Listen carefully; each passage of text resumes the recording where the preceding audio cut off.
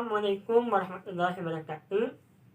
Perkenalkan, nama saya Muhammad Iqbal Ramadan dengan NIM 190348, mahasiswa Pendidikan Kewarganegaraan Universitas Pendidikan Indonesia. Sahabat di rumah, berjumpa lagi di channel saya. Dalam kesempatan ini, saya akan membahas mengenai fenomena politik etnis di Indonesia. Sahabat di rumah, apakah kalian tahu apa itu politik etnis? Politik etnis adalah sebuah gagasan yang menyatakan pemerintah Belanda memiliki hegemoni kepada rakyat bumi putra. Salah satu tokohnya adalah Van der Venter.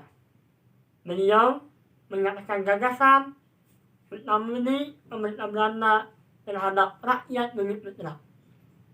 Gagasan ini disampaikan beliau di depan parlemen Belanda, bahwa beliau menegaskan pemerintah Belanda harus membayar hegemoni moral tersebut, karena telah banyak rakyat bumi putra yang dieksploitasi oleh pemerintah Belanda untuk kepentingan pemerintah Belanda.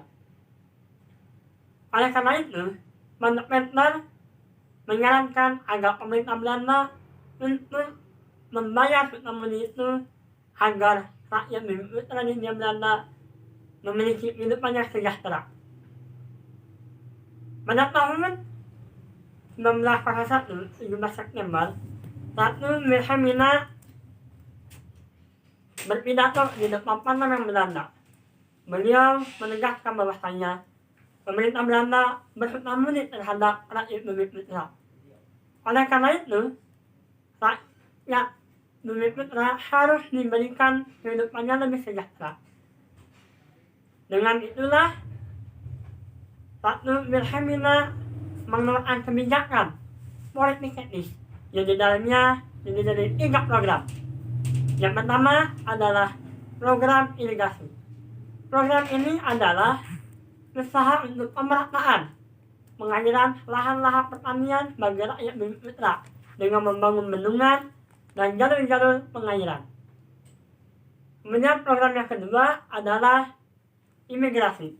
Program ini ialah pemerataan penduduk di Jawa, keluar Jawa sebagai upaya agar tidak terjadinya kepadatan penduduk di daerah Jawa.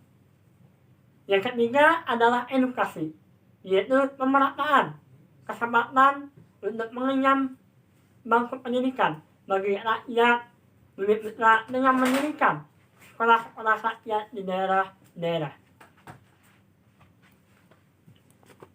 Namun, kebijakan politik etnis ini pada realitasnya justru memberikan kesetaraan bagi rakyat bumi putra pada saat itu, di mana program irigasi dan imigrasi hanya digunakan untuk kepentingan orang-orang konglomerat saja dan kepentingan orang-orang Belanda.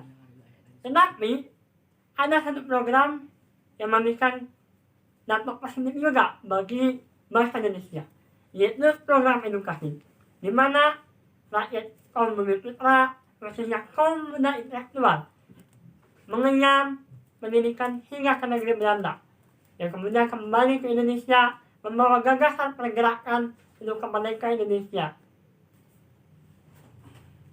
Namun nampaknya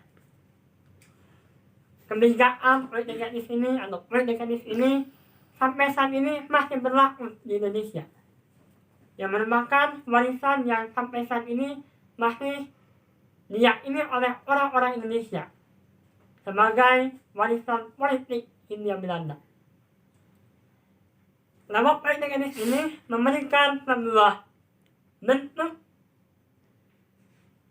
konstelasi politik yang baru di Indonesia, khususnya di era reformasi ini, di mana para elit politik justru lebih mementingkan kekuasaannya dengan cara mencari kawan-kawan, mencari pengusaha-pengusaha untuk diajak bergabung, berkoalisi dalam pemilu ataupun pilkada-pilkada. Ini merupakan bentuk dari politik etnis di era reformasi ini. Dan tentunya politik etnis ini memberikan dampak yang buruk bagi keberhasilan demokrasi di Indonesia, di mana kepentingan rakyat justru terkalahkan oleh kepentingan oligarki. Karena pemerintah atau orang-orang yang memiliki kekuasaan ini memiliki tanggung jawab lebih terhadap orang-orang yang telah mendukungnya ketika beliau mencalonkan diri menjadi seorang kepala daerah, seorang presiden, ataupun lain sebagainya. Itulah mungkin fenomena politik etnis yang terjadi saat ini di Indonesia. Oleh karena itu, kita sebagai kalangan muda harus bisa memberikan sebuah gagasan baru bagaimana kedepannya agar konstelasi politik di Indonesia ini tidak menjadi konstelasi yang abu-abu atau bias, tetapi menjadi konstelasi yang bersih, jujur, dan adil. Sekian penyampaian dari saya, mudah-mudahan bermanfaat. Jumpa lagi di channel saya. Wassalamualaikum warahmatullahi wabarakatuh.